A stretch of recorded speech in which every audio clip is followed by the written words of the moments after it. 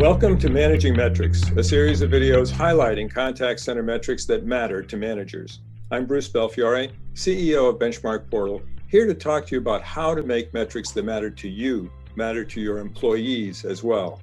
Unlike other videos in the Managing Metrics series, this video will take a different view of metrics, focusing on how you can make metrics that concern you as a manager be important to the colleagues that report to you in the contact center. This video is brought to you by BenchmarkPortal, the source for contact center training, certification, benchmarking, and consulting. If you like this video, please subscribe and hit the like button so you can keep receiving free educational content just like this. Okay, one of the things I always tell contact center managers is that they need to be sensitive to the issues their senior managers are sweating about, like quarterly financial results and good customer satisfaction scores. But how do you, as a contact center manager, convey messages to employees about why the metrics you are concerned about should be their concern as well? It's not always easy, but here are some best practices.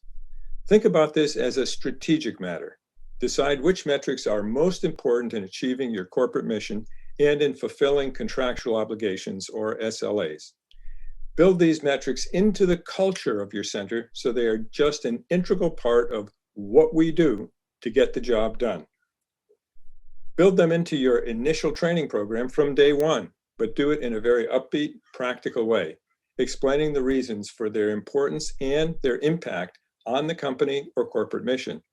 This is a critical step in ensuring your center employees understand the important role metrics play in your organization's success.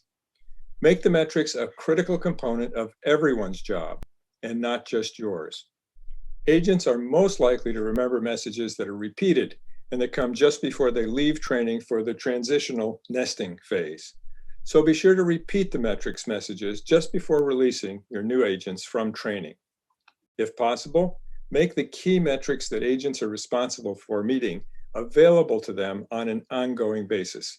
Building a dashboard into your system that indicates real-time department and agent performance is a great way to keep people connected to the importance of metrics and their performance. Develop rewards and recognition for attaining weekly or monthly metrics goals.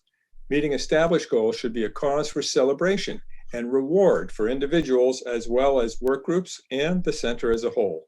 Consider gamification to make it fun. Supervisors and coaches should be responsible for managing metrics goals. They should not let them slide. They should hop on problems and determine the most positive way to coach agents to appropriate performance on the metrics. Also, it's important that agents understand the impact one metric can have on other metrics. For example, showing up late means fewer people to take calls, causing longer average speed of answer times and queue times, which impacts abandons and can impact sales and customer satisfaction. Finally, explain the what's in it for me of metrics, meaning what's in it for your team members when goals are or are not met. Rewards and recognition programs we just mentioned can help to make this connection. Okay, let's use the schedule adherence metric as an example. When training or coaching on schedule adherence, don't just say you need to be in your seat on time. Explain what adherence is, why it's important for center performance, and why it is important to them as individuals, the what's in it for me. That is, if agents are out of adherence because they are late, the ripple effect takes place, making their colleagues handle calls that should have been handled by them. It's not fair to anyone.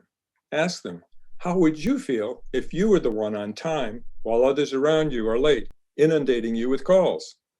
Making the impact of metrics personal is a good way of making more people sensitive to the importance of metrics and the ripple effect it has on others, on center operations, and ultimately on your customers. In summary, there are many reasons why metrics you care about should be cared about by other employees as well. You simply need to make them part of your strategy, part of your culture and communications, and an important aspect of their roles, and do it from their first days on the job. And now a question for you. What key performance metrics should you review in light of these best practices? What might you do to improve your approach toward making key metrics part of your culture? Please let us know in the comments below. We'd love for you to share your thoughts and ideas. You can also find links to some of our other valuable resources in the description below. And don't forget to like and subscribe to our channel to get great content delivered to you. I'm Bruce Belfiore. Thank you for joining us on this episode of Managing Metrics.